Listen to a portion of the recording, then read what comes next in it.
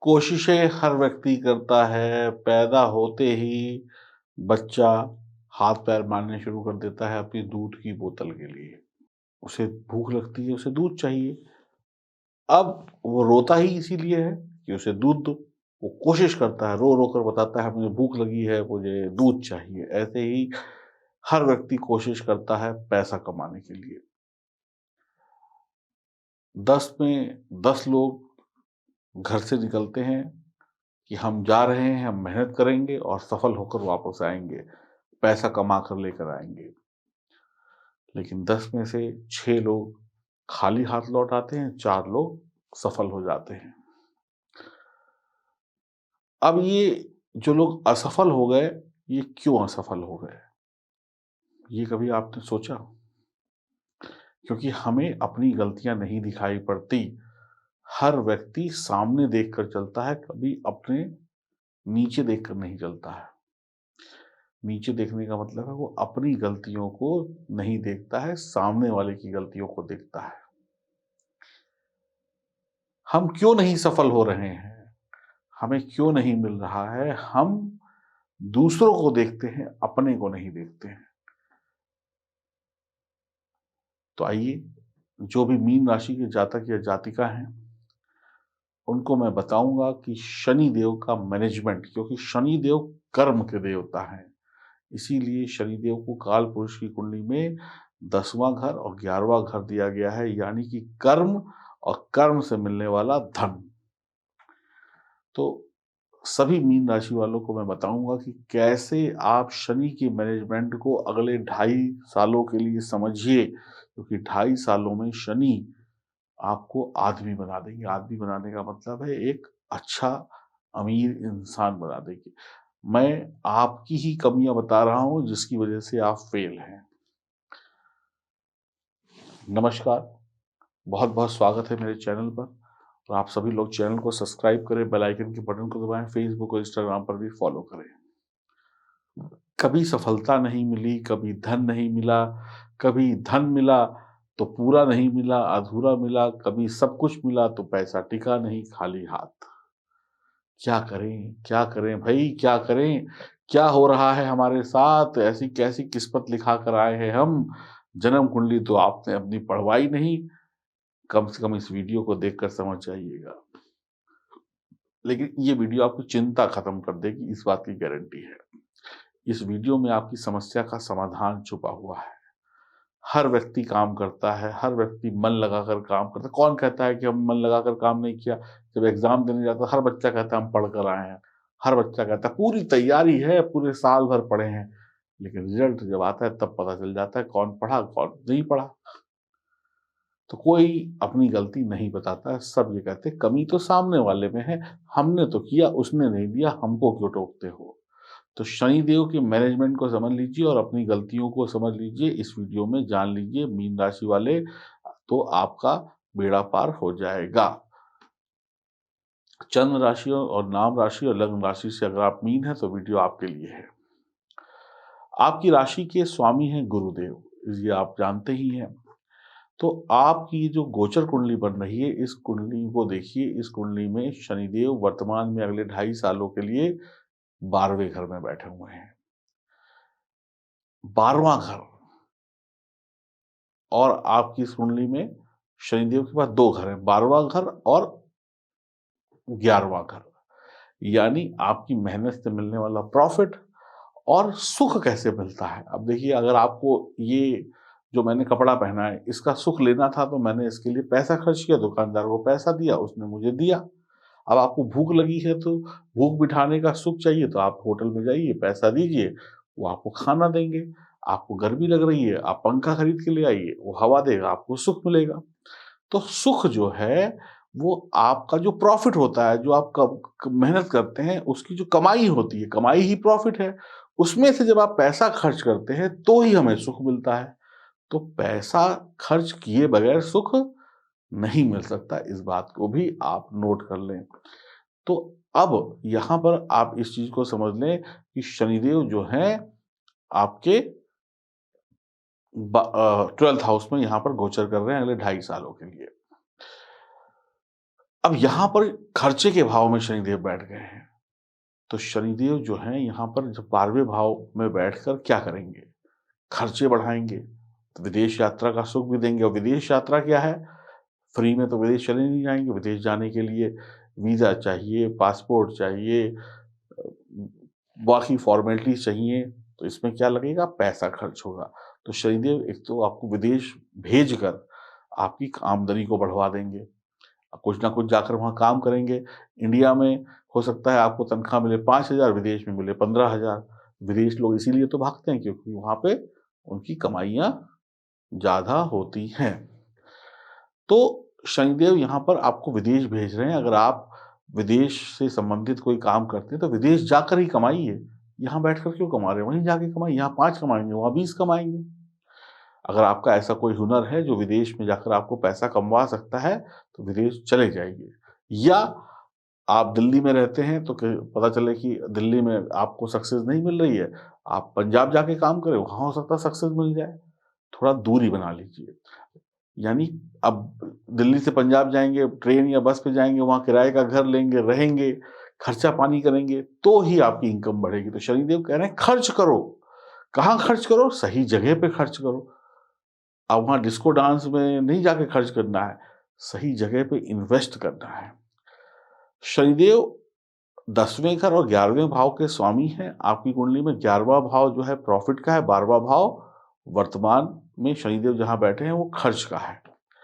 तो शनि की प्रथम दृष्टि, तीसरी दृष्टि कहाँ पर पड़ेगी? द्वितीय भाव पर, जैसा कि आप इस कुंडली में एरो में देख रहे हैं। द्वितीय भाव क्या है? द्वितीय भाव है संचित धन का। यानी कि जो पैसा आपने बचाया, अपने बैंक में रखा, बैंक में रखे हुए पैसे को अगर बैंक में रखे रहेंगे, तो उसमें आपको 6% का ब्याज मिलेगा बैंक में। अब भई अगर अब उस पैसे को अगर एक सरकारी आदमी है, वो कहता है जी मुझे बिज़नेस नहीं आता, तो सरकारी स्कीम में, म्यूचुअल फंड में, शेयर में अच्छी जगह पे इन्वेस्ट करे, ताकि उसको 6% की बजाय 16% ब्याज मिले। तो एक तो इस तरीके का इन्वेस्टमेंट हो गया। तो अब शनि कह रहे हैं अपने पैसे को इन्वेस्ट करो, अपनी मेहनत को लगाओ, पैसे को लगाओ। सरकारी आदमी कहता है मुझे बिज़नेस नहीं आता, या कोई ऐसा व्यक्ति वो कहता है जी मैं तो नौकरी करता हूँ प्राइवेट, लेकिन मुझे बिज़नेस नहीं आता। लेकिन उसको ये मैनेजमेंट बनाना पड़ेगा कि मैं कहाँ किस शेयर मार्केट में लगाऊँ, म्यूचुअल फंड में लगाऊँ, ज़मीन में लगाऊँ, खेती में लगाऊँ, कहाँ लगाऊँ, किस क्षेत्र में लगाऊँ जहाँ से मेरा पैसा दुगना रिटर्न दे या ब्याज मुझे ज़्यादा मिले सरकारी तौर पर। सोना खरीदूँ, चाँदी खरीदूँ, क्या खरीदूँ? तो ये आपको मैनेजमेंट करना पड़ेगा। कहाँ लगाऊँ? अब एक व्यापारी है, व्यापारी का काम होता है, कोई दुकानदार है तो कहेगा कि मैं अपनी दुकान को और बड़ा कर लूँ, और माल ज़्यादा रख लूँ, और वैरायटी ज़्यादा रख लूँ, और बड़ा कर लूँ, नई दुकानें खोल लूँ, फ्रेंचाइज़ी दे दूँ, ताकि मैं अपने बिज़नेस को बढ़ाऊँ। तो यहाँ पे शनि का सीधा-सीधा आदेश आपकी तरफ कहता है कि आप पैसे को सही जगह पे इन्वेस्ट करिए। जब तक आपका इन्वेस्टमेंट नहीं होगा, तब तक पैसा भी नहीं आएगा। अब देखिए, आप 10 बीज लेकर आइए, 10 किसी भी, मान लीजिए आप मूली के बीज ले आइए, 10 मूली के बीज ले आइए और उसको पॉलीथीन में रख के अपने घर में रखे रहें, कभी उसमें पौधा नहीं निकलेगा। लेकिन उसी बीज को सही तरीके से खाद डालकर, पानी डालकर अगर मिट्टी में डालेंगे, तो 2-4 दिन बाद उसमें मूली उग आएगी। मूली उगेगी, तो मूली बिकेगी। तो एक बीज की कीमत 2 पैसे थी, लेकिन एक मूली की आपको कीमत मिलेगी ₹1। तो यानी कि 98 पैसे का आपने प्रॉफ़िट कमाया। समझ में आया? तो इन्वेस्टमेंट सही जगह पे करिए, चाहे वो किसी म्यूचुअल फंड में करिए, बैंक में करिए या किसी व्यापार में करिए। तो शनिदेव कह रहे हैं कि आपको इन्वेस्ट करना पड़ेगा, बैठे-बिठाए काम नहीं होगा। अब द्वितीय भाव क्या है? द्वितीय भाव जो है आपके इन्वेस्टमेंट से आपकी किस्मत को चमका देगा। आप धन का निवेश करें, लाभ होगा। द्वितीय भाव का मतलब है सोच समझ कर पैसा खर्च करें, आलतू-फालतू जगह पैसा नहीं लगाना है। शनिदेव इससे बहुत खुश होंगे और शनिदेव का मैनेजमेंट आपको आपके खर्च किए हुए पैसे में दुगनी-तिगुनी तरक्की दे देगा। धन का मैनेजमेंट अपने हाथ में रखिए, खुद किसी और के भरोसे धन का मैनेजमेंट ना करें। मीठी वाणी बोलें, परिवार वालों के साथ मिलकर काम करें। सेकंड हाउस परिवार का भी है, तो अपने परिवार वालों से रिश्ते अच्छे रखें। अब परिवार वालों पे क्या इन्वेस्टमेंट होता है, उनको उनकी ज़रूरतों को पूरा करें, उनके साथ पिकनिक मनाने जाएँ, पिक्चर देखने जाएँ, कभी-कभी रेस्टोरेंट में खाना खाने जाएँ।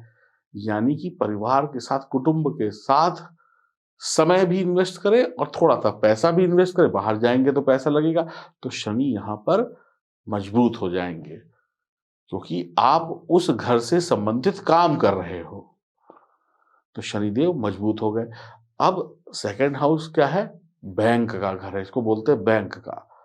तो बैंक का घर है तो इसको सही करने के लिए क्या करना है? आप जिस जगह पर आपने अपने घर में पैसा रखने की तिजोरी बना रखी है, अलमारी बना रखी है, उस जगह पर आपने जिस बैंक का में अपना अकाउंट खुला रखा है, एबीसी बैंक में आपने अकाउंट खुला रखा, तो एबीसी बैंक जाइए और एबीसी बैंक के जो पर्चे होते हैं ना, जो बैंकों के पर्चे, पेपर होते हैं, वो अपनी तिजोरी पर चिपका लीजिए या जहाँ तिजोरी रखी है, वहाँ पर वो पर्चे रख लीजिए। अपनी चेक बुक, अपनी पासबुक, अपने जो भी बैंक से संबंधित पेपर्स होते हैं, उसको बार-बार कभी पन्ना-वन्ना पलट के देखते रहिए। ये नहीं कि बंद पड़े हैं। अपने एटीएम-वेटीएम कार्ड जो हैं, बीच भले पैसा ना निकालें, लेकिन एटीएम-वेटीएम कार्ड जो हैं, जाएँ बैंक में, कभी ₹100 डाल दें, कभी ₹100 निकाल लें, नहीं तो कम से कम बैंक बैलेंस ही चेक कर लें।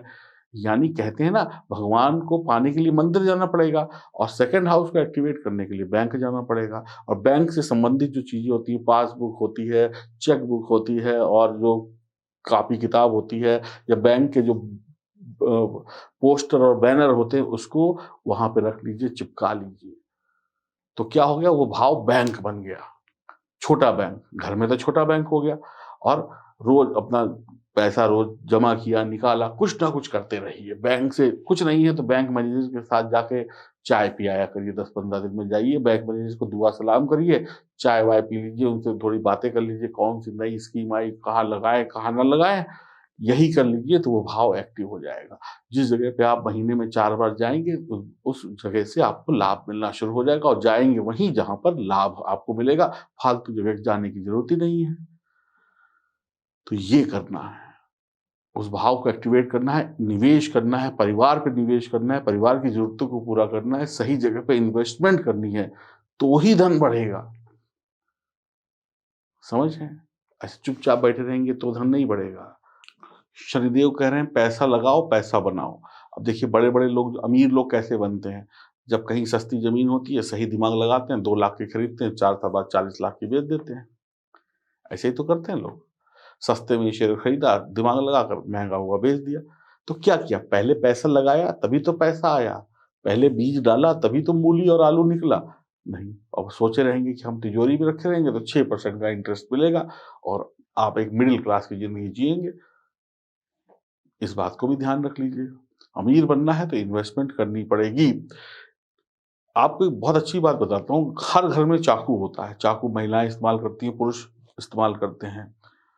जिस घर में सब्जी काटने वाला चाकू की धार कमज़ोर होती है, उस घर में जो भी सब्जी काटता है उसकी रोज़ उँगली कटती है।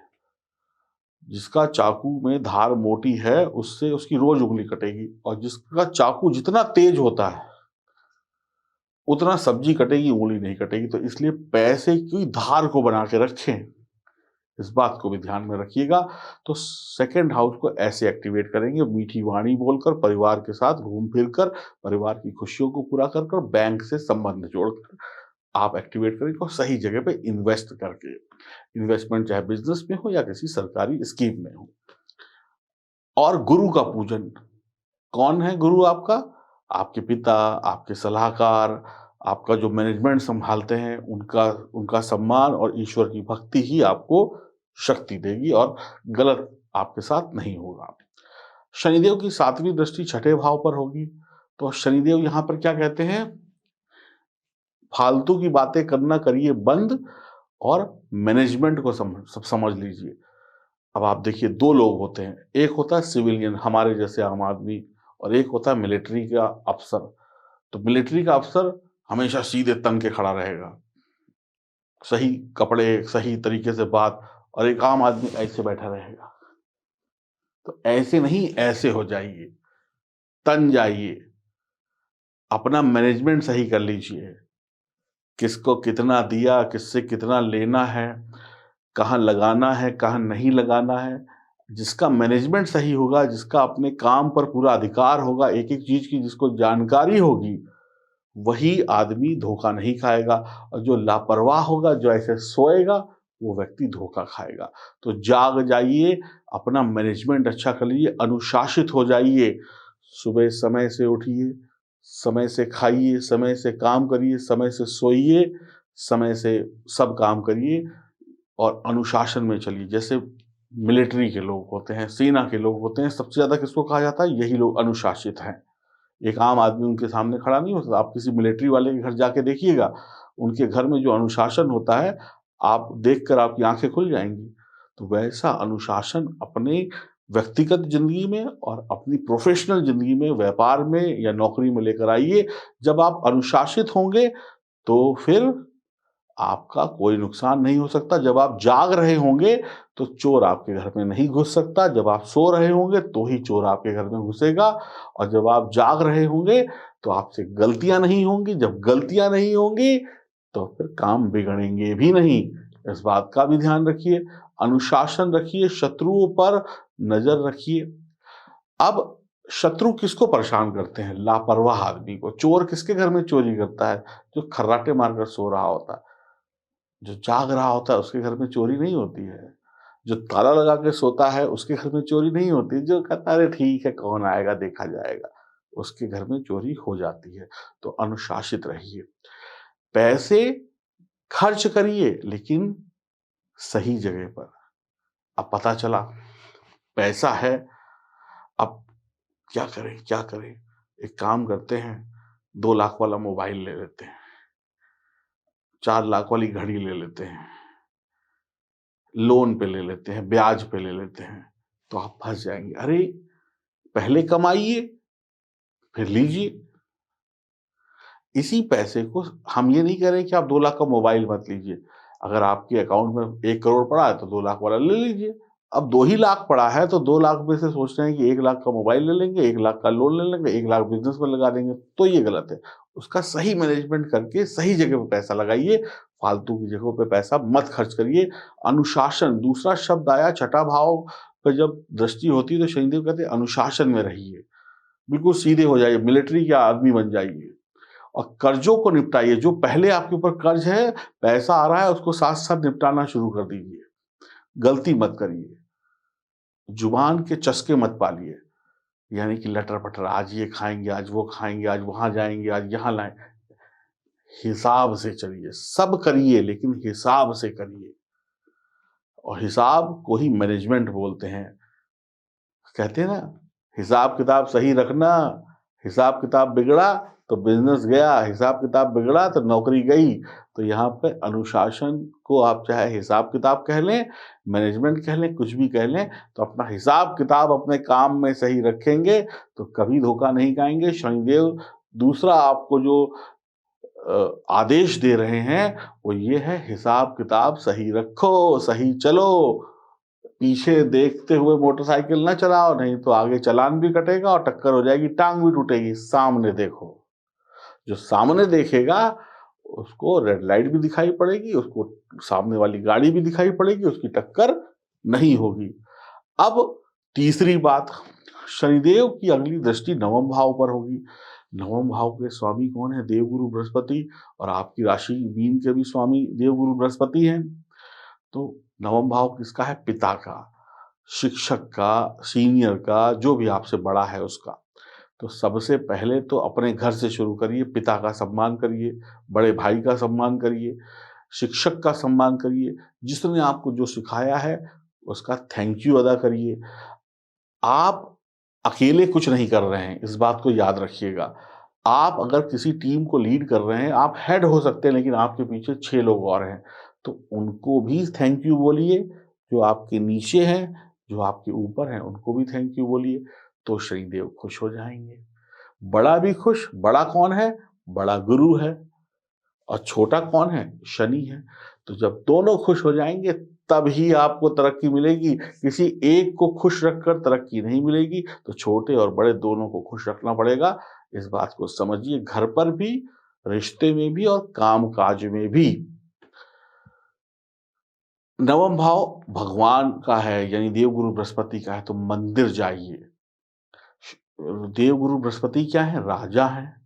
शनि क्या है? नौकर हैं उनके। हनुमान जी कहाँ मिलते हैं आपको? जब भी आप राम दरबार देखते हैं तो हनुमान जी कहाँ बैठे मिलते हैं? श्री राम के चरणों में। तो आपको क्या करना है? पिता की, गुरु की, शिक्षक की, धर्म गुरु की सेवा करनी है, उनके पैर दबाने हैं। मंदिर में भगवान की जो मूर्तियां हैं, जो वहाँ पे गंदगी जम जाती है, जाले लग गए हैं, जो भी और सेवा का काम है वो करिए। पानी की बाल्टी भर भर के लाइए और जो धूल मिट्टी जमा है उसको हटाइए, झाड़ू पोछा लगाइए। तो भगवान के नौकर बन जाइए, भगवान के सेवक बन जाइए और मंदिर, गुरुद्वारा, धर्म स्थान, तीर्थ यात्राएं करना शुरू कर दीजिए। दूसरों की मदद कर, जितनी दूसरों की मदद करेंगे, जितनी आप दूसरों की सहायता करेंगे, भगवान उतनी आपकी सहायता करेगा। धर्म, अनुशासन और सही मैनेजमेंट को आपने समझ लिया तो मीन राशि वाले 2 घंटे में तरक्की पा लेंगे, क्योंकि शनिदेव ज्यादा देर नहीं लगाते। रात में सोए गरीब, सुबह उठे अमीर। आप दूसरों की मदद करिए, धर्म का पालन करिए और अपने भाग्य को अपनी आंखों से चमकता हुआ देखिए। अब कुछ लोग कहेंगे हमें तो शनि की 7.5 चल रही है, अब जब 7.5 चली जाएगी तब मिलेगा, अभी तो शनि की 7.5 में तो कष्ट ही कष्ट लिखे हैं। भैया 7.5 का मतलब क्या होता है? 7.5 का मतलब होता है जो काम 1 घंटे में होना है वो 7 घंटे में हो। भाई 7.5 लगी है तो इसका मतलब ये है कि काम देरी से होगा, संघर्ष से होगा, मेहनत से होगा। और इस दुनिया में कौन सा ऐसा व्यक्ति है जो बिना संघर्ष के राजा बन गया? और जो बिना संघर्ष के बने राजा, वो 2 दिन में नीचे गिर गए। तो भैया संघर्ष तो करना। 7.5 का मतलब है संघर्ष। अब देखिए, ये मैंने एक अंगूठी पहनी है, इसमें रत्न है एक, और ये सोने की अंगूठी है। सोना जो होता है वो सबसे पहले कहाँ जाता है? आग में। आग में सुनार उसको तपाता है, फिर उस पे धीरे-धीरे हथौड़ी मारता है और न जाने कितने छोटे-छोटे औजार इस्तेमाल करता है डिज़ाइन बनाने के लिए। उसके बाद सोना कुंदन बनता है और वो ऊँचे दामों पर बिकता है। तो 7.5 को आप यही समझ लें कि आपकी किस्मत के जो संघर्ष हैं, जो तपन है, जो मेहनत है, जो प्रयास आप कर रहे हैं, वही आपको ऊपर लेके जाएँगे। 7.5 सिखाती है और 7.5 के बाद जब 7.5 खत्म हो जाती है तो इंसान की ज़िंदगी यही 7.5 बनाती है। तो 7.5 को संघर्ष समझिए, मेहनत समझिए, लर्निंग टाइम है। जब लर्निंग और अर्निंग दोनों की स्पेलिंग पढ़ लीजिएगा। लर्निंग और अर्निंग में क्या फ़र्क होता है? लर्निंग लर्निंग पहले लर्निंग होती है, फिर अर्निंग होती है, एक ई का फ़र्क होता है। तो लर्निंग और अर्निंग के फ़र्क को समझिए। तो पहले शनिदेव कहते हैं लर्न करो। अरे किताब पढ़ोगे तभी तो एग्जाम में लिख के आओगे। अब कुछ लोग कहेंगे हम तो नकल ले जाएंगे, तो नकल वालों को अकल नहीं मिलती। जो नाकामयाब लोग होते हैं वो नकलची लोग होते हैं, जो परीक्षा में नकल करके पास हुए होते हैं और दूसरे का बेड़ा गर्क कर देते हैं। तो भैया 3 बातों को ध्यान रखना है अगर आप मीन राशि के हैं। पहली बात कि अपने बैंक बैलेंस, बैंक में जो पैसा है उसको सही जगह पे इन्वेस्ट करिए। दूसरी बात, अनुशासन में रहिए, फालतू के इधर-उधर खर्चे ना करिए। तीसरी बात, धर्म का रास्ता पकड़ लीजिए। ईश्वर की भक्ति, पिता की शक्ति आपको आदमी बना देगी। अगर ये 3 बातें आप समझ गए, मैं आपको गारंटी देता हूँ 24 घंटे के अंदर आपका भाग्य बदल जाएगा, किस्मत बदल जाएगी और आप दिन दूनी रात चौगुनी तरक्की करेंगे। आप लिखवा लीजिए, साढ़े साती को भूल जाइए। साढ़े साती तो आपका भला करने के लिए आई है, साढ़े साती तो आपको सिखाने आई है, साढ़े साती तो आपको बनाने आई है। आज मत देखिए, जब साढ़े साती खत्म होगी तब देखिएगा कि आप क्या थे। आज जूते घिस गए, लेकिन 7.5 साल बाद जब ये साढ़े साती के फेज़ खत्म होंगे तो आप ही किसी बड़ी कंपनी के मैनेजर, डायरेक्टर या किसी बिज़नेस के बहुत बड़े व्यापारी होंगे या मालिक होंगे। इस बात को ध्यान रखिएगा। जो पढ़ा है, आपने कक्षा 1 से पढ़ाई शुरू करी, क्लास 1 से पढ़ाई शुरू करी और 12वीं तक, बीए तक, एमबीए तक पढ़े, ये भी तो संघर्ष था। इसमें कौन-सी कमाई हुई? क्या 1 रुपया की कमाई हुई जब 12वीं तक पढ़े? बल्कि पैसा दिया और फिर पढ़ाई ली। ये संघर्ष जो 20 साल का, 22 साल का था आपका पढ़ाई का, उसी संघर्ष ने आपको मैनेजर, उसी संघर्ष ने आपको इंजीनियर, उसी संघर्ष ने आपको पायलट बनाया है। तो शनि की साढ़े साती जब आती है, तो वो निखार लेकर आती है। इस बात को ध्यान रखिएगा। आपको एक और उदाहरण देता हूँ, समझ में आएगा। जब आप सफ़ेद कपड़ा धोते हैं, जब आप सफ़ेद कपड़ा धोते हैं, किसी भी डिटर्जेंट में धोते हैं, लिक्विड में धोएँ, साबुन से धोएँ, किसी भी पाउडर से धोएँ, उसमें वो सफ़ेदी नहीं आती है। वो सफ़ेदी कब आती है? जब आप नील डालते हैं, नीले रंग की नील की एक बूंद डाल देते हैं, तो उसकी सफ़ेदी चमक जाती है। उसको बोलते हैं मोतियों जैसी चमक। तो नीला रंग क्या है? नीला रंग शनि है। तो आपके जीवन में शनि का एक बूंद पड़ना आपके जीवन की चमक को बढ़ाता है। और एक व्यक्ति गंदी शर्ट पहन के बैठा है, उसने भी साबुन से साफ करी, और एक व्यक्ति ने साबुन से साफ करने के बाद एक बूंद नील डाल दिया, यानी शनि को समझ गया, शनि के संघर्षों को समझ गया, शनि के मैनेजमेंट को समझ गया, शनि के द्वारा बताए गए रास्तों को समझ गया। वो इंसान, उस एक बूंद ने उसकी चमक को 4 गुना ज़्यादा कर दिया। कभी अगर आपको ना यकीन हो तो एक व्हाइट शर्ट या एक व्हाइट रुमाल को किसी भी महंगे से महंगे डिटर्जेंट से धो लीजिएगा, उसके बाद उसमें एक बूंद नील डाल दीजिएगा। आजकल बड़ी आसानी से मिल जाता है नील। फिर उसकी पहले, आफ्टर और बिफोर की चमक को देख लीजिएगा। आपको पता चल जाएगा कि शनिदेव आपको थोड़ी देर पानी में डुबो के रखेंगे, लेकिन उसके बाद में इस दुनिया का सबसे बड़ा चैंपियन बना देंगे। और अपनी जन्म कुंडली को सही करिए, सभी ग्रहों को सही करिए, और उसके लिए अपनी जन्म कुंडली की जांच जरूर कराइए। नमस्कार।